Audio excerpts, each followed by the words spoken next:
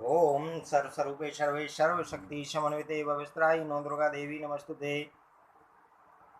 श्री देवी ने कहा, भूमिपाल महाभाव, मनोजादि तुम्हारी प्रार्थना के अनुसार सब कुछ होगा। प्रधान दैत्यों का संहार करना मेरा स्वाभाविक गुण है। मेरी शक्ति कभी विफल नहीं होती। तुमने जो बाघ भव मंत्र का जप किया है और तपस्या की है, इसमें मैं अवश्य तुम पर परम संतुष्ट हूँ। तुम्हारा राज निष्कंटक होगा। वंश की वृद्धि करने वाले पुत्र उत्पन्न होंगे। वत्स, मुझ में तुम्हारी दृढ़ भक्ति होगी और अंत में तुम परम पद को प्राप्त होगे। इस प्रकार महात्मा स्वामी मनु को वर देकर भगवती महादेवी मनु के देखते ही देखते विंध्याचल पर्वत पर चली गई। यह वही विंध्याचल है जो सूर्य के मार्ग को रोकने के लिए आकाश तक बढ़ा चला जा रहा था और अगस्त जी उसे रोकने के लिए प्रस्तुत थे। मुनिवर, वर देने वाली वे ही भगवती विंध्यवासिनी है जो भगवान श्री कृष्ण की अनुजाति है। विंध्यवासिनी देवी माने कृष्ण भगवान की छोटी बहन सुभद्रा जी। संपूर्ण प्राणियों से पूजा होकर वे उस पर्वत की शोभा बढ़ाने लगी। ऋषियों ने पूछा, सूत जी, वह विंध्याचल कौन है? क्यों वह आकाश तक फैल गया था? उसने क्यों सूर्य के मार्ग को रोकने का संपूर्ण लोकों के असंख्य भवन चारों ओर दुष्प्रयत्न किया था? उसने क्यों सूर्य के मार्ग को रोकने का दुष्प्रयत्न किया था और उस महान उन्नत पर्वत को अगस्त जी ने ही क्यों आगे नहीं बढ़ने दिया? यह सब प्रसंग कहने की कृपा कीजिए। सूत जी कहते हैं, ऋषियों, संपूर्ण पर्वतों में श्रेष्ठ विंध्याचल नाम का पर्वत था। उस पर बड़े बड़े वन थे, अनेकों वृक्षों से वे घिरा था।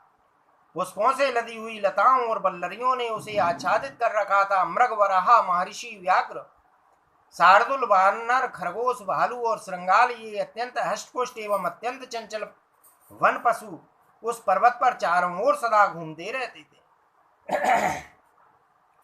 नदियों और नदों के जल से वह व्याप्त था। देवता, गंधर्व, किन्नर, अप्सरा तथा सबको मनु अभिलषित फल देने वाले वृक्ष उस विंध्यगिरि को सुशोभित कर रहे थे। एक समय की बात है कि देव ऋषि नारद जी अत्यंत प्रसन्न होकर इच्छा पूर्वक भूमंडल पर विचरते हुए उस सर्वगुण संपन्न विंध्याचल पर्वत पर पहुंच गए।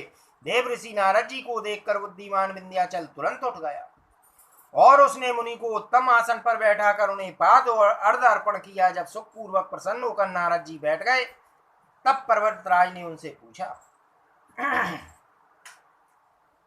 विंध्याचल ने पूछा, देव ऋषि, कहिए, आपका श्रेष्ठ आगमन कैसे हुआ? आप कहां से आए हैं? आपके पधारने से मेरा ग्रह पवित्र हो गया। जैसे सूर्य जगत के कल्याणार्थ भ्रमण करते हैं, वैसे ही आपका भ्रमण करना देवताओं को अभय प्रदान करने के लिए ही है। नारद जी, आप अपने मन की बात मुझे बताने की कृपा कीजिए। नारद जी बोले, पर्वतराज, इस समय मैं सुमेरु गिरि से आ रहा हूँ। वहां मैंने इंद्र, अग्नि, यम और वरुण के बहुत से लोक देखे हैं। संपूर्ण लोकपालों के असंख्य भवन चारों ओर मुझे दृष्टि गोचर हुए हैं। पर्वतराज विंध्य, वहां मैंने नाना प्रकार के भोग प्रदान करने वाले देवताओं को भी देखा है। तदंतर नारद जी ने हिमालय तथा सुमेरु पर्वत की बड़ी महिमा तथा प्रशंसा की है। उसे सुनकर विंध्य के मन में ईर्षा उत्पन्न हो गई। सूत जी कहते हैं, ऋषियों, विंध्यगिरि से मिलकर परम स्वतंत्र देव ऋषि नारद तो ब्रह्मा लोक को पधार गए, परंतु विंध्य का मन चिंता से व्याप्त हो गया। कामना और ईर्षा से पाप बुद्धि उत्पन्न होती है अतः विंध्य के मन में दूषित बुद्धि का उदय हो गया। उसने सोचा, ये सूर्य, ग्रहों और नक्षत्रों से संपन्न होकर सुमेरु गिरि की प्रदक्षिणा करते हैं, इसी कारण यह पर्वत अपने को सर्वश्रेष्ठ मानता है। अब मैं अपने ऊंचे श्रृंगों से इस सूर्य के मार्ग को रोक दूंगा। तब देखूंगा कि रुके हुए सूर्य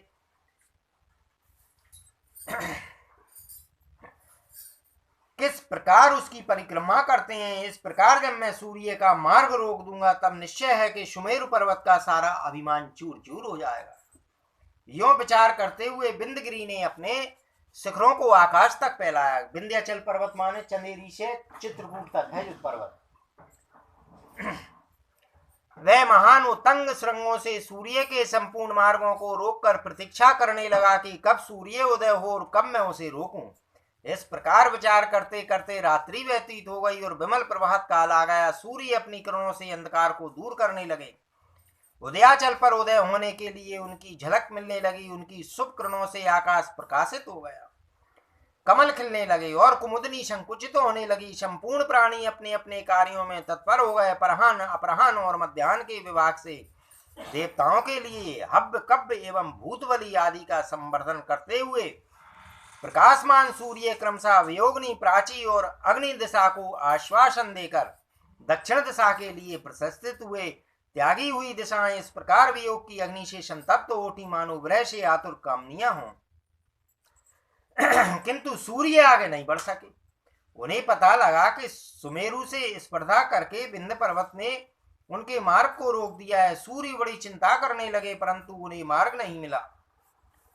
इस प्रकार जब रुके हुए सूर्य को देखा, तब जगत स्वाहा और स्वैधाकार से रहित हो गया। पश्चिम और दक्षिण के प्राणी निद्रा में व्याप्त थे, सब सो गए। सूरज रोक गए तो सब सो गए, क्योंकि उनके लिए अभी रात्रि ही चल रही थी। ऐसे ही पूर्व और उत्तर के प्राणी सूर्य के तीक्ष्ण ताप से दग्ध हो रहे थे। उस समय कितने ही प्राणी मृत्यु को प्राप्त हो गए, कितने ही नष्ट हुए और कितनों के अंग भंग हो गए। इस प्रकार प्रजा के लिए असमय में ही विनाश का काल उपस्थित हो गया। समस्त जगत में हाहाकार मच गया। पितरों के सब श्राद्ध तर्पण बंद हो गए। सूत जी कहते हैं, ऋषियों, इस प्रकार जगत के उपद्रव ग्रस्त हो जाने पर इंद्र प्रभृति संपूर्ण देवता ब्रह्मा जी को अपना प्रधान बनाकर भगवान शंकर जी की शरण में गए। तदंतर भगवान शंकर की सम्मति से इंद्र और ब्रह्म सहित संपूर्ण देवता रुद्र को आगे करके कांपते हुए भगवान विष्णु के पास बैकुंठ लोक में पहुंचे। सूत जी कहते हैं, ऋषियों, देवताओं ने बैकुंठ में जाकर लक्ष्मीकांत देव आदि देव भगवान श्री हरि के दर्शन किए। उस समय कमल के समान नेत्र वाले जगत गुरु भगवान विष्णु अपनी दिव्य शक्ति महालक्ष्मी के साथ शोभा पा रहे थे। देवताओं ने गदगद वाणी से सत्कार करते हुए भक्ति पूर्वक स्रोत पढ़कर श्री हरि की स्तुति की। देवता बोले, विष्णु रमेश आपकी जय हो। आप आदि महापुरुष एवं सबके पूर्वज हैं। दैत्यारे, आप कामदेव के पिता, अखिल कामनाओं के फल प्रदान करने वाले तथा गोविंद नाम से प्रसिद्ध हैं। आप महावराह एवं महायज्ञ का रूप धारण कर चुके हैं। महाविष्णु, आप ध्रुवेश तथा जगत की उत्पत्ति के आदि कारण हैं। आपने मत्स्य अवतार धारण करके वेदों का उद्धार किया है। जगत प्रभु, सत्यव्रत में अटल रहने वाले मत्स्य रूपी धारी आप श्री हरि के लिए नमस्कार है।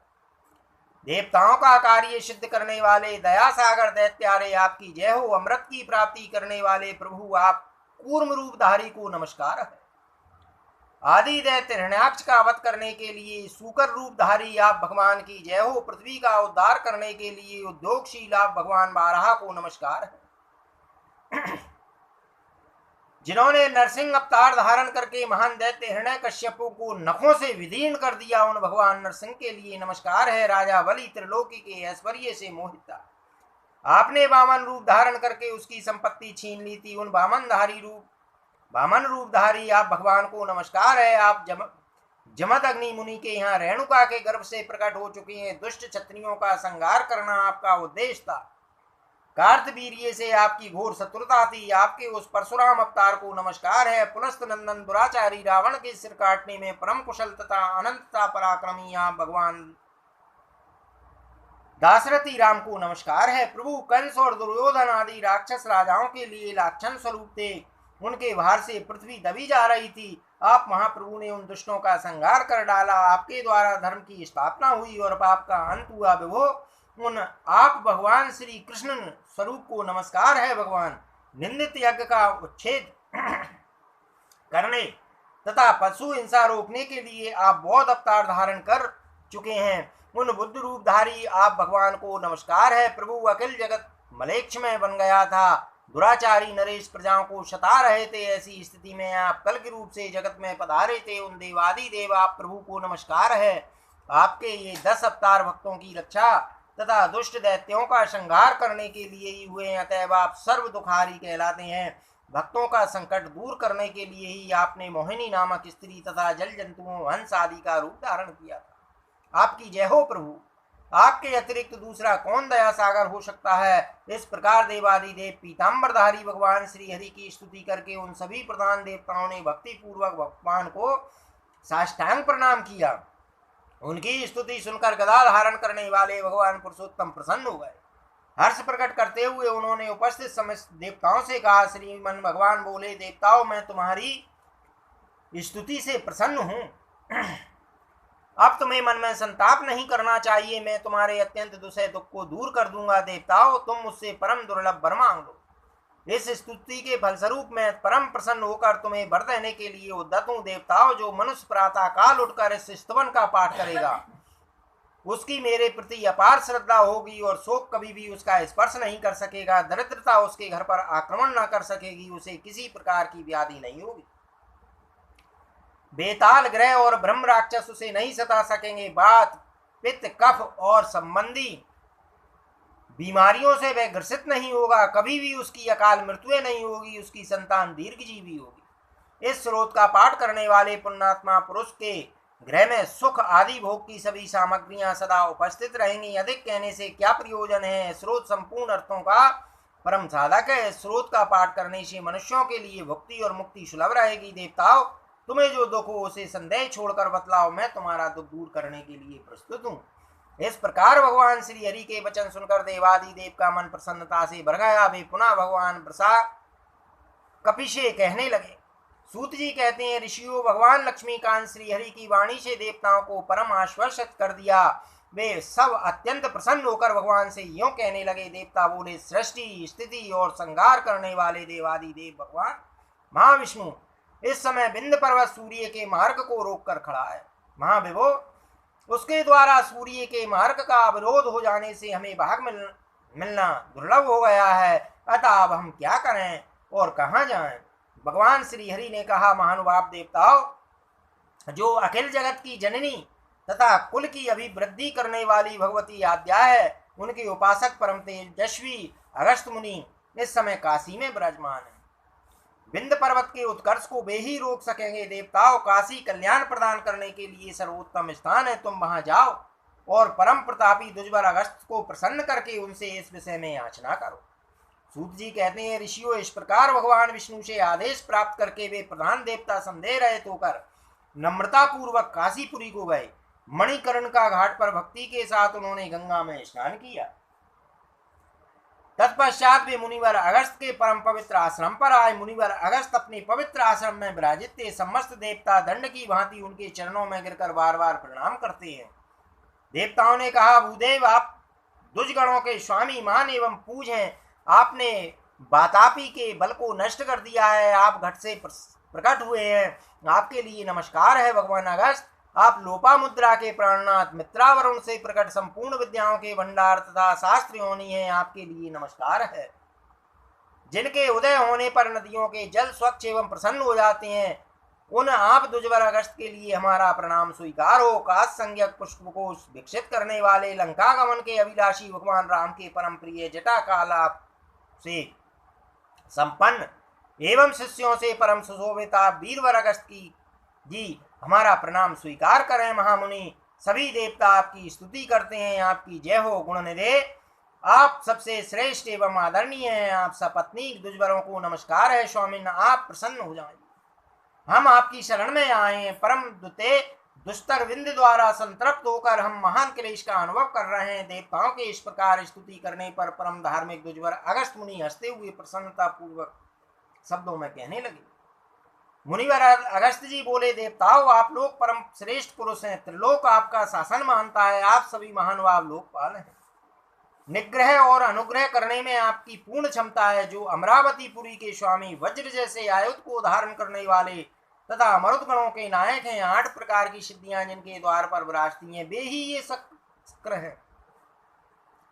निरंतर हव्य एवं कव्य प्राप्त करने वाले वैश्वानर एवं कृषाणु नाम से विख्यात तथा संपूर्ण देवताओं के मुख्य स्वरूप जो अग्नि है, उनके लिए है कौन सा दुष्कर कार्य है। देवताओं, जो प्रतापी यम राक्षस गणों के अधिपति हैं, जिन्हें संपूर्ण प्राणियों के कर्मों का साक्षी तथा शासक बनाया गया है, तथा जो हाथ में दंड लेकर सदा व्यग्र रहते हैं, उन महाभाग के लिए कौन सा कार्य दुष्कर है।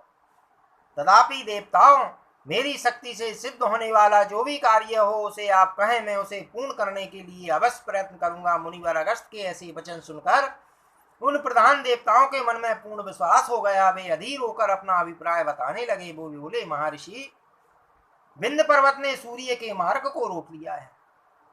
इससे त्रिलोकी में हाहाकार मच गया है, सभी प्राणी अचेत जैसे हो गए हैं। मुनि, आप अपनी तपस्या के प्रभाव से उस पर्वत की वृद्धि को रोकने की कृपा कीजिए। अगस्त जी, आपके तेज से वह अवश्य नम्र हो जाएगा, हमारी यही प्रार्थना है। सूत जी कहते हैं, ऋषियों देवताओं की उपयुक्त बातें सुनकर दुष्श्रेष्ठ अगस्त मुनि ने उनसे कहा, मैं आप लोगों का यह कार्य पूर्ण करूंगा। जब कुंभ योनि अगस्त जी ने देवताओं का कार्य करना स्वीकार कर लिया, तब उनके हर्ष की सीमा न रही। मुनि के वाक्य पर निर्भर होकर वे अपने अपने स्थानों को चले गए। मुनि अगस्त जी को काशी छोड़कर जाने में दुख तो हुआ, परंतु वे भगवान विश्वनाथ के दर्शन, काल भैरव की प्रार्थना और श्री साक्षी विनायक को नमस्कार करके काशी से बाहर निकल गए। सती लोपामुद्रा उनके साथ थी। अपने तपरूपी विमान पर चढ़कर उन्होंने आधे निमेष में ही मार्ग तय कर लिया। आगे जाकर देखा, विंध्य पर्वत ने अत्यंत ऊंचे होकर आकाश को रूंध रखा है। मुनि को सम्मुख उपस्थित देखकर विंध्य कांपने लगा। तदंतर वह अपने समस्त अभिमान का पूर्ण रूप से त्याग करके मुनि से कुछ प्रार्थना करने के विचार से उनके सम्मुख पृथ्वी की भांति विनयावनत हो गया। भक्ति से भावित होकर वह दंड की भांति पृथ्वी पर पड़ गया और मुनि को साष्टांग प्रणाम करने लगा। उस समय नम्र शिखर वाले उस विंध्य नामक महान पर्वत को इस रूप में पड़े देखकर मुनिवर अगस्त जी के मुख पर प्रसन्नता छा गई। उन्होंने उनसे कहा, वत्स, तुम तब तक ऐसे ही लेटे रहो जब तक मैं लौट कर ना आऊं। बेटा, मैं तुम्हारे शिखर पर चढ़ने में असमर्थ हूं। इस प्रकार कहकर मुनिवर अगस्त जी दक्षिण दिशा की ओर जाने के लिए तैयार हो गए। वे विंध्य पर्वत के शिखर पर चढ़कर क्रमशः नीचे पृथ्वी पर उतर आए और वहां से दक्षिण को चले गए। मार्ग में उन्हें श्री शैल पर्वत दृष्टिगोचर हुआ। उन्होंने इसके मल्याचल पर जाकर अपना आश्रम बना लिया और सदा के लिए वहीं रहने का निश्चय कर लिया। विंध्य पर जो देवी पधारी वे मनु के द्वारा पूजित हुई। सौनक, वे ही देवी जगत में विंध्यवासिनी के नाम से प्रसिद्ध हैं। सूत जी कहते हैं, सौनक शत्रुओं का संहार करने वाला यह चरित्र परम पावन है। अगस्त और विंध्य पर्वत के शुभाख्यान के प्रभाव से पापों का उच्छेद हो जाता है।